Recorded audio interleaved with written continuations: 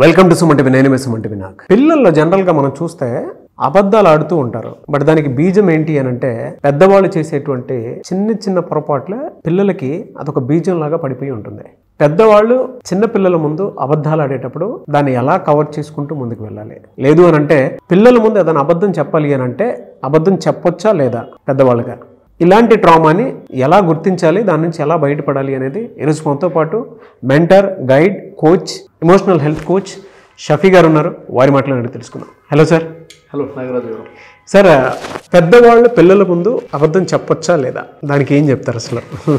అబద్ధాలు చెప్తే దానివల్ల వచ్చేటువంటి కాన్సిక్వెన్సెస్ ఏంటి? యాక్చువల్లీ అబద్ధం చెప్పొచ్చా లేదంటే ప్రతి ఒక్కరు చెప్పేది అంటే అబద్ధం చెప్పకూడదు వాస్తవం. కానీ ఇలా అంటూనే దాదాపుగా తల్లిదండ్రులు పిల్లలతో అబద్ధాలు ఆడుతూనే ఉంటారు. కామన్గా జరుగుతుంది ఇది. ఇప్పుడు పేరెంట్స్ పిల్లలతో అబద్ధాలు ఆడుతున్నారు అన్న విషయం ఇలా క్యాజువల్గా చెప్తే పేరెంట్స్ ఒప్పుకోరు. కానీ ఒకసారి ఆలోచించుకుంటే అవును కదా, మేము కూడా అబద్ధాలు ఆడుతూనే ఉన్నాం కదా, ఇన్ని సందర్భాల్లో అబద్ధం ఆడాము కదా, రియలైజేషన్ వస్తుంది. అంటే ఇంటెన్షనల్గా కాకపోయినా కానీ తెలియకుండానే అబద్ధాలు ఆడుతున్నారు. దీని ప్రభావం ఉంటుందంటే ఖచ్చితంగా ఉంటుంది. మనం చెప్తాం మాటే మంత్రం అంటాం. ఆ మాటే అబద్ధ మాట అయితే ఆ మంత్రం ఎంత బలంగా పనిచేస్తుంది. అదే అబద్ధ మాట తల్లిదండ్రులదైతే ఇంకెంత బలంగా పనిచేస్తుంది. అంటే చాలా ఎక్కువ ఇంపాక్ట్ ఎమోషన్స్ మీద ఉంటాయి, పిల్లల ఎమోషన్స్ మీద ఉంటుంది. తల్లిదండ్రులు కూడా అబద్ధాలు ఆడితే అంది. నిజానికి అబద్ధాలు ఆడతారా అంటే ఇప్పుడు మనం గుర్తు చేసుకుని చూడండి. తల్లిదండ్రులు పిల్లలకి క్యాజువల్గా చెప్తూ, ఇప్పుడు తల్లి పిల్లవాడికి భోజనం తినిపించేటప్పుడు వాడు తినకపోతే అరే బూచోడు వస్తాడరా నువ్వు తిను అని చెప్పేసి ఏదో అబద్ధం ఆడొచ్చు. ఈ పని చేయకపోతే అరే పోలీసు వాళ్ళు పట్టుకుంటారు, అరే దొంగలు వస్తాడు ఈ టైంలో బయటికి వెళ్తే, బయట దయ్యాలు ఉన్నాయి, కామన్గా తల్లిదండ్రులు ఏదో చెప్తూ ఉంటారు. ఇక్కడ ఉద్దేశం ఏంటి? పిల్లవాడి యొక్క బిహేవియర్ని సరిచేయడం కోసమో, అంటే టైంకి తినడం కోసమో, జంక్ ఫుడ్ తింటే ఇలా అయిపోద్దని ఏదో భయపెట్టడం. అంటే ఈ భయపెట్టడం వల్ల ఏమవుతుందంటే వాళ్ళు ఒక ఫియర్ని, భయాన్ని తీసుకొచ్చి దాని తర్వాత బిహేవియర్ని సెట్ చేద్దాం అనుకుంటారు. కానీ వీళ్ళు అబద్ధం ఆడుతున్నారు, దీని ఇంపాక్ట్ నెగిటివ్గా పడుతుంది అనే విషయం వీళ్ళకి అర్థం కాదు. అంటే పిల్లవాడికి ఒక స్థాయి వరకు అర్థం కాదేమో, ఒకసారి 2 సార్లు 3 సార్లకి బూచోడు లేడు, బూచోడు రాడని, పోలీసులు వచ్చి పట్టుకోరని, దొంగోడు చేయం కాదని, ఈ రియాలిటీ తెలియడానికి ఎక్కువ సమయం పట్టదు కదా, దీని ఇంపాక్ట్ వస్తుంది. ఉదాహరణకి పిల్లలు పేరెంట్స్ నాకు ఇది కావాలి అని ఏదైనా వస్తువు కావాలని అడిగినప్పుడు వాళ్ళు కొనిపించే ఉద్దేశం లేకపోతే అప్పటికప్పుడుగా తప్పించుకోవడం కోసం ఇది నేను సాయంత్రం కొనిపెడతాను, లేకపోతే నెక్స్ట్ వీక్ కొనిపెడతాను అని చెప్పేస్తారు. అంటే ఉద్దేశంలో సాయంత్రం కొనిపించేది ఉందా? లేదు. నెక్స్ట్ వీక్ కొనిపించేది ఉద్దేశం లేదు, ఇంటెన్షన్ లేదు, అప్పుడు తప్పించుకోవడం కోసమే. ఇది కాదు కనరా నీకు అది కొనిపిస్తాను, ఉద్దేశం అది లేదు కానీ అప్పుడు తప్పించుకోవడం కోసమే అంటున్నాడు అనమాట. అంటే ఇంకొకటి, ఫర్ ఎగ్జాంపుల్ బయటికి వెళ్దాం ఉన్నావు కదా, ఇప్పుడు అది కొనిపిస్తా ఉన్నావు కదా, లేదురా ఈరోజు అది మాల్ ఉండదు, ఆ స్టాల్ ఉండదు, ఈరోజు క్లోజ్ ఉంది, అప్పుడు తప్పించుకోవడం కోసం ఆడే అబద్ధాలు అనమాట పిల్లలతో. దీని ఇంపాక్ట్ ఏముంటుంది అంటే చాలా ఎక్కువ ఇంపాక్ట్ ఉంటుంది. ఉదాహరణ చూడండి, నాన్న బయటికి వెళ్తున్నాడు, పిల్లవాళ్ళేమో బయటికి వెళ్ళొద్దని చెప్పేసి మేము కూడా బయటకు వస్తామని మారం చేస్తున్నారు అనుకోండి. ఉదయం వెళ్తున్నాడు, సాయంత్రం వస్తాడన్న విషయం తెలుసు, ఇప్పుడే వచ్చేస్తాను రా, 5 నిమిషాలు వచ్చేస్తాను, అప్పుడు తప్పించుకొని బయటపడిపోవడం కోసం ఇప్పుడు వచ్చేస్తా అని చెప్పేసి, లేదా నీకోసం వస్తూ నేను చాక్లెట్ తెస్తా అంటాడు. చాక్లెట్ ఇచ్చే ఉద్దేశం లేదు, సాయంత్రం వస్తాడు, ఎప్పుడు 5 నిమిషాల్లో రాడు. అంటే ఇవన్నీ కూడా మనం అబద్ధాలు ఆడుతున్నాము. నిజంగా ఇది అబద్ధమని పేరెంట్స్ రియలైజ్ అవ్వట్లేదు, కానీ పిల్లలు రియలైజ్ అవుతున్నారు, వాళ్ళు పసిగడుతున్నారు. ఈ రోజు కాకపోతే రేపటికి ఎల్లుండికి రియలైజేషన్ వస్తుంది. దీని ఇంపాక్ట్ ఎలా ఉంటుందంటే నాకు ఇది కామన్గా జరుగుతుందా లేదా?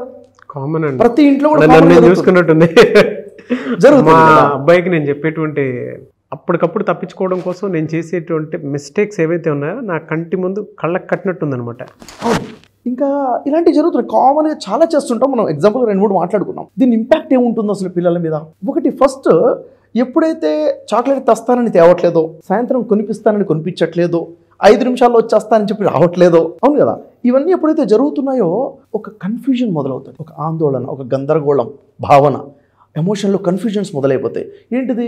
ఇది అవునా కాదా, ఇది నిజమా అబద్ధమా, నమ్మాలా వద్దా అనేది ఆ చిన్న పిల్లల్లోనే కన్ఫ్యూజన్ మొదలవుతుంది. కన్ఫ్యూజన్ మొదలైంది అంటే ఏంటిది? నమ్మకం పోయింది. ఎవరి మీద నమ్మకం పోతుంది? అమ్మా నాన్న మాట మీద నమ్మకం పోతుంది, పేరెంట్స్ మీద నమ్మకం పోతుంది. ఆ తర్వాత ఇంకొంచెం అనాలిసిస్ తర్వాత వాడి క్లారిటీ ఏమొచ్చిందంటే వీళ్ళు అబద్ధం ఆడుతున్న విషయం తెలిసిపోయింది. తర్వాత కొనిపించరు, 5 నిమిషాల్లో రారు, ఏదో చెప్పేస్తున్నారు, ఇది అబద్ధము అని ఎప్పుడైతే రివీల్ అవుతుందో, అండర్స్టాండింగ్లోకి వచ్చేస్తుందో, అప్పుడు ఎలా ఉంటుందో చెప్పండి. ఎవరినైతే ట్రస్ట్ చేస్తామో వాళ్ళు అబద్ధం ఆడుతున్నారు అన్నప్పుడు చూడండి, ఇప్పుడు అమ్మ నాన్న మాట అంటే ఒక ధైర్యం కదా, ఒక నమ్మకం, ఒక ధైర్యం. ఆ నమ్మకం పోయింది, ఆ ధైర్యం పోయింది, ఒక రకమైన సేఫ్టీ లేక ఇన్సెక్యూరిటీ ఫీలింగ్ వచ్చేస్తుంది. పిల్లలకు ఇన్సెక్యూరిటీ ఫీలింగ్ వచ్చేస్తుంది. ఎందుకు వస్తుంది? వీళ్ళు ఈ విధంగా చెప్పడం వల్ల. ఇంకొకటి, అవసరానికి అబద్ధం ఆడొచ్చు అన్న మెసేజ్ ఇండైరెక్ట్గా ఇచ్చేస్తున్నారు కదా. అవును. అంటే పిల్లలు తెలియకుండానే అవసరానికి వాళ్ళ అబద్ధాలు ఆట మొదలు పెడతారు ఇంటెన్షనల్గా కాకపోయినా. ఎందుకంటే ఇది ఓకే, ఇది యాక్సెప్టబుల్ బిహేవియర్ అనమాట, ఇలా చేయొచ్చు అన్నమాట అని పిల్లలు అబద్ధం అంటే. ఎందుకంటే అసలు అబద్ధం అంటే పిల్లల్లో ఉండదు. ఎవరు నేర్పారు చెప్పండి? పేరెంట్సే నేర్పారు, కావాలని కాదు, వాళ్ళు వాళ్ళ బిహేవియర్ ద్వారా నేర్పించారు. ఈరోజు సమాజంలో ఎవరెవరు అబద్ధం ఆడుతున్నారో దాంట్లో 90% రీజన్ ఎవరంటే పేరెంట్స్ అని చెప్పాలి. విత్తనం అక్కడ వేయబడింది కాబట్టి అలాంటి ఫ్రూట్స్ బయటకు వస్తున్నాయి. ఇంకా బలంగా చెప్పాలంటే ఎప్పుడైతే నమ్మకం పోతుందో, పేరెంట్స్ మీద ట్రస్ట్ పోయిందో, అరే ఎట్లా నమ్మాలా వద్దా, డౌట్ఫుల్ వస్తుంది, నేను నమ్మాలా వద్దా అన్నది. ఇది క్యారీ ఫార్వర్డ్ అయిపోయి ఫ్యూచర్లో తన వైఫ్ మాటలను నమ్మాలా వద్దా, తన బాస్ మాటలను నమ్మాలా వద్దా, తన ఫ్రెండ్ మాటలు నమ్మాలా వద్దా అంటే కంప్లీట్గా రిలేషన్స్ మీదనే ఇంపాక్ట్ పడిపోతుంది. ఎప్పుడైతే ఎదురు వ్యక్తి అనుమానాస్పదంగా ఈ వ్యక్తి ఉంటాడో రిలేషన్స్ వీక్ అయిపోయినట్టే కదా, వీక్ అయినట్టే. ఇంకొకటి పేరెంట్స్ అబద్ధాలు ఆడటం వల్ల ఏమవుతుందంటే పేరెంట్స్తో వీళ్ళతో ఎమోషనల్ బాండింగ్ వీక్ అయిపోతుంది, రిలేషన్స్ వీక్ అయిపోతాయి. అవును. ఈ వ్యక్తి అబద్ధం ఆట మొదలు పెడతాడు కదా. ఎప్పుడైతే ఈ అబ్బాయి అబద్ధం ఆట మొదలు పెట్టాడో ఎదుటి వ్యక్తి అంటే క్లాస్మేట్కో ఫ్రెండ్కో తెలిసినప్పుడు వాడికి వీడి మీద ట్రస్ట్ పోతుంది. అంటే వీడి కాన్ఫిడెన్స్ లాస్ అయిపోతాడు, రిప్యుటేషన్ పోతుంది, అంటే సమాజంలో వీడికి గౌరవం పోతుంది, నమ్మకం పోతుంది, తన మీద తనకు నమ్మకం లేకుండా పోతుంది. ఇంకా చెప్పాలంటే నాగరాజు గారు, ఎప్పుడైతే పేరెంట్స్ పిల్లలతో అబద్ధం ఆడుతున్నారో పిల్లలకి రియలైజేషన్ అయిన తర్వాత స్ట్రాంగ్గా వచ్చే ఫీలింగ్ ఏంటంటే నా మాటకి వాల్యూ లేదా, అంటే నన్ను పట్టించుకోవట్లేదా, నన్ను ఇగ్నోర్ చేస్తున్నారా, ఎందుకు ఇగ్నోర్ చేస్తున్నారు అంటే నాకంత విలువ లేదా అన్న ఫీలింగ్స్ డెవలప్ అయిపోయి వాడు లో అయిపోతాడు. అంటే తను తానే లోపల ఫీలింగ్ లో సెల్ఫ్ ఎస్టీమ్ వచ్చేస్తుంది. ఇంకా అంటే ఇదంతా ఎవరు క్రియేట్ చేస్తున్నారో చెప్పండి? చిన్న చిన్నగా చెప్తున్న మాటలు. ఇంకా చెప్పాలంటే ఆ పాపనో బాబో వచ్చేసి నాన్నతో ఏదో మాట్లాడే ప్రయత్నం చేస్తుంది. నాన్న ఏదో ఫోన్లో బిజీగా ఉన్నాడు, టీవీలో బిజీ, ఎక్కడో బిజీగా ఉన్నాడు. నాన్న అరే వింటున్నాను చెప్పరా అంటాడు. వింటున్నాను నువ్వు చెప్పు అన్నప్పుడు తను చెప్పట్లేదు, అది అడుగుతుంది. ఇతనేమో నానేమో చెబుతున్నాడు అనుకుంటున్నాడు. అంటుంటే అక్కడ క్వశ్చన్ ఉంది, ఆన్సర్ రావట్లేదు ఎక్కడి నుంచి. అంటే నన్ను ఇగ్నోర్ చేశారన్న విషయం కదా, నేను చెబుతున్నాను, నేను వింటున్నాను, నువ్వు చెప్పు అన్నది అబద్ధంగా సార్. అంటే ఇవన్నీ కూడా మనం ఏదో తప్పించుకోవడం కోసం, మనం ఎక్కడో బిజీగా ఉన్నామని చెప్పేసి చిన్న పిల్లలు కదా నెగ్లెక్ట్ చేయొచ్చు అన్న ఆలోచనతో ఏదైతే ఉందో ఇది చాలా పెద్ద ఇంపాక్ట్ వస్తుంది. అక్కడ లో సెల్ఫ్ ఎస్టీమ్ వచ్చేస్తుంది, వాళ్ళకి అబద్ధాలు అలవాటైపోతున్నాయి, ప్రజల్ని నమ్మటం లేకుండా పోతుంది. ఓవరాల్గా ఏమవుతుందంటే పిల్లల యొక్క కెరీర్ మీద, పర్సనల్ లైఫ్ మీద కూడా ఇంపాక్ట్ వచ్చేస్తుంది. సో పేరెంట్స్ ఎప్పుడైతే మాట్లాడుతున్నారో జాగ్రత్తగా అసలు మేము మాట్లాడేది అబద్ధమా నిజమా సూటిగా చెప్పొచ్చు. సాయంత్రం నేను వస్తాను చెప్పొచ్చు క్లియర్గా. వాళ్ళకి అప్పుడు సాయంత్రం వస్తానని క్లియర్గా చెప్పామనుకోండి, నాన్న ఖచ్చితంగా చెప్పింది చేస్తాడు, అవునా లేదు. సాయంత్రం ఇది ఇప్పిస్తాను అన్న ఆలోచన ఉంటేనే చెప్పాలి, లేకపోతే చెప్పకూడదు. అరే ఇది వద్దురా, ఇప్పుడు వద్దు, ఇది మంచిది కాదు, మా తర్వాత ఏమైనా చూద్దాము అంటే సూటిగా ఉన్నట్టుగా నిజం ఎప్పుడు చెప్తామో పిల్లల్లో కూడా ఆ నిజాయితీ పెరుగుతుంది. నిజాయితీ లేని అన్న ఫీలింగ్ లేకుండా పోతుంది. ఇప్పుడు పేరెంట్స్ ఏం చేయాలి? అబద్ధాలు ఆడటం మానేయాలి ఫస్ట్. అంటే ఈ ఆలోచనలోకి రావాలి, పిల్లలకి చెప్పాలి. అబద్ధం ఆడటం వల్ల కలిగే నష్టాలు ఏంటో చెప్తే వాళ్ళు పేరెంట్స్ అబద్ధం ఆడటం మానేస్తారు, అవును కదా. ఇంకా పిల్లలు ఏం చేస్తున్నారు? పేరెంట్స్ పిల్లలకి చెప్పే అబద్ధాలే కాకుండా అమ్మ నాన్నకి చెప్పే అబద్ధాలు, నాన్న అమ్మకి చెప్పే అబద్ధాలు కూడా పిల్లలు పసిగడుతున్నారు కదా, ఫోన్లో మాట్లాడే అబద్ధాలు కూడా వింటున్నారు కదా, అవునా.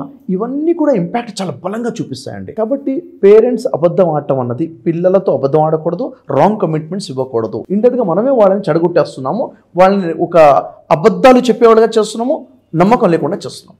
ఇంకో విషయం నాగరాజు గారు, ఇంకా ముఖ్యంగా చెప్పాలంటే ఎప్పుడైతే పేరెంట్స్ పిల్లలతో అబద్ధం ఆడారో, ఎప్పుడైతే రియలైజ్ అయిందో వీళ్ళు అబద్ధం ఆడుతున్నారు, పేరెంట్స్ నాతో అబద్ధం చెప్తున్నారు రియలైజ్ అయిందో, వాళ్ళకి ఏదో అవమానం జరిగిందన్న ఫీలింగ్ డెవలప్ అవుతుంది. అక్కడ నుంచి హ్యూమిలేషన్ జరిగింది అంటే నాకు అవునని చెప్పి కాదన్నారు, నాకు అబద్ధం చెప్పేశారు, నాకు అవమానం జరిగింది. ఇక్కడ నుంచి మొదలవుతుంది సార్. కాన్ఫిడెన్స్ లాస్ అయిపోతారు, సెల్ఫ్ ఎస్టీమ్ పోతుంది, డౌట్ఫుల్నెస్ నేచర్ కెరీ అయిపోతుంది, ఎమోషన్స్ కన్ఫ్యూజన్ స్టేటస్కి వచ్చేస్తాయి. ఇది నిజంగా చెప్పాలంటే చాలా పెద్ద డ్యామేజ్. ఇంత పెద్ద డ్యామేజ్ పిల్లలు జరుగుతుందన్న అవగాహన పేరెంట్స్ లేకుండా బిహేవ్ చేస్తున్నారు అనమాట. నాకు తెలిసి ఇప్పుడు మనం ఏదైతే డిస్కస్ చేస్తున్నాం, మీరు అడిగిన క్వశ్చన్కి మనం చేసిన డిస్కషన్ పేరెంట్స్ కనుక వింటే ఖచ్చితంగా రియలైజ్ అవుతారు, వాళ్ళు అబద్ధం ఆడుతున్న విషయం వాళ్ళకి అర్థమవుతుంది, ఇప్పటికైనా కంట్రోల్ అయిపోతారు, పిల్లల జీవితాన్ని నిలబెట్టుకుంటారని నేను ఆశిస్తున్నాను. డెఫినెట్గా అండి. మీరు చెప్తుంటే నాకు చాలా విషయాలు, అంటే పిల్లలు పెద్దవాళ్ళ దగ్గర నుంచి నమ్మకాన్ని స్లోగా ఎలా కోల్పోతారు అని అంటే గ్రాంటెడ్గా తీసేసుకుంటారు పేరెంట్స్ కూడా. వాళ్ళే చేస్తున్నారు, మనం చేస్తే తప్పే ఉంది అనేటువంటిది. పెద్ద అంటే చిన్నతనంలో ఉన్నప్పుడు కొంచెం ముద్దుగా ఉంటుందేమో కానీ కొంచెం పెద్ద తర్వాత మాత్రం వీటికి సంబంధించిన కాన్సిక్వెన్సెస్ చాలా బలంగా పడతాయి. ఒక పేరెంట్గా అవేర్నెస్ తెచ్చుకొని అవేర్ అవ్వాల్సినటువంటి టైం, దాన్ని మీరు గుర్తు చేశారు. Thank you so much for that. కొంతమంది పిల్లలు ఆ ట్రస్ట్ బ్రేక్ చేసుకొని లైఫ్ని స్పాయిల్ చేసుకునేటువంటి వాళ్ళు ఉంటారు, అబద్ధాలకే పరిమితం అయిపోయేటువంటి వాళ్ళు ఉంటారు. అలాంటి వాటి కోసం థెరపీస్ ఏమైనా ఉన్నాయా? మిమ్మల్ని అప్రోచ్ అవ్వచ్చు? ఖచ్చితంగా ఉంటాయి నాగరాజు గారు. ఇప్పుడు ఉదాహరణకి ఎన్విరాన్మెంట్ ఇంపాక్ట్ వల్ల కొంతమంది బిహేవియర్ అయిపోతుందంటే అబద్ధాలు చెప్పడానికి అలవాటు పడిపోతారు. దానిలో చాలా స్పాయిల్ అయిపోతుంటుంది కదా. అలాంటి విషయంగానే పిల్లల్లో పేరెంట్స్ గుర్తిస్తే వాళ్ళు థెరపీకి రావచ్చు ఖచ్చితంగా. ఎందుకంటే రియలైజేషన్ ఈజ్ ఎవ్రీథింగ్ అండి. ప్రాబ్లమ్ని ఎప్పుడైతే తను రియలైజ్ అయ్యే విధంగా తనకి కలిగే నష్టాలేంటో చెప్పగలిగితే ఖచ్చితంగా మార్పు వస్తుంది. అలాంటి వాళ్ళకి మనం థెరపీ ద్వారా ఆ బిహేవియర్ చేంజ్ చేయొచ్చు. అబద్ధాలు చెప్పడం నుంచి వ్యక్తిని ఆపేయచ్చు. మనం నిజాయితీగా ఉండాలి, నిజమే మాట్లాడాలి. అది ఆ విధంగా మనం ప్రోగ్రామింగ్ చేయించు థెరపీ ద్వారా కూడా. అండ్ కొన్ని స్కూల్స్ కాలేజెస్లో మీ ఇలాంటి వాళ్ళ దగ్గర నుంచి ప్రోగ్రామ్ ఎక్స్పెక్ట్ చేస్తారు, మీకు సంప్రదించవచ్చా? ఖచ్చితంగా కాంటాక్ట్ చేయొచ్చు. స్కూల్స్లో కాలేజెస్లో మనం ఇలాంటి కాన్సెప్ట్ మీద మాట్లాడడం మొదలు పెడితే మనం ఫ్యూచర్ జనరేషన్ బిల్డ్ చేసిన వాళ్ళం అవుతాం. ఖచ్చితంగా ప్రోగ్రామ్ ఆర్గనైజ్ చేయొచ్చు మనం స్కూల్స్లో, కాలేజెస్లో, ఎక్కడైనా కానీ. డెఫినెట్గా సార్. ఎనీవేస్ థ్యాంక్ యూ అండి. Thank you so much Shafi గారు. Thank you. సో చూసారు కదా వీడియో. ఈ వీడియోపై మీ అభిప్రాయాన్ని కమెంట్ బాక్స్లో పోస్ట్ చేయండి. ముఖ్యంగా మీ పిల్లల్లో చిన్న సమస్య ఉన్న మానసిక సమస్యకు సంబంధించింది మీకు అబ్నార్మల్గా కనిపించినా కూడా షఫీ గారిని కాంటాక్ట్ అవ్వాలి అనుకుంటే, అంటే ఏదైనా థెరపీ తీసుకొని అసలు ప్రాబ్లం ఏంటో కనుక్కోవాలి అనుకున్నట్టుంటాడు, అంటే పిల్లలు ఏ సమస్య ఉందో కనుక్కోవాలి అనుకున్నట్టుంటాడు ఎవరన్నా సరే, స్క్రీన్ మీద షఫీ గారి కాంటాక్ట్ నెంబర్ కనిపిస్తుంది. దాన్ని మీరు కాల్ ఆర్ మెసేజ్ వాట్సాప్ చేసి అపాయింట్మెంట్ బుక్ చేసుకోండి. అండ్ మీ స్కూల్, కాలేజ్ ఏది ఉన్నా సరే, ఏదైనా సరే ఒక్కొక్క ఎమోషనల్ హెల్త్ మీద సెషన్ కావాలి అనుకున్నా కూడా స్క్రీన్ మీద కనిపిస్తున్న నెంబర్కి మీరు సంప్రదించవచ్చు. ఈ వీడియో లైక్ చేయండి, షేర్ మాత్రం తప్పకుండా చేయండి. ఇలాంటి మరిన్ని వీడియోస్ కోసం మా ఛానల్ ఫాలో అవ్వండి. Thank you.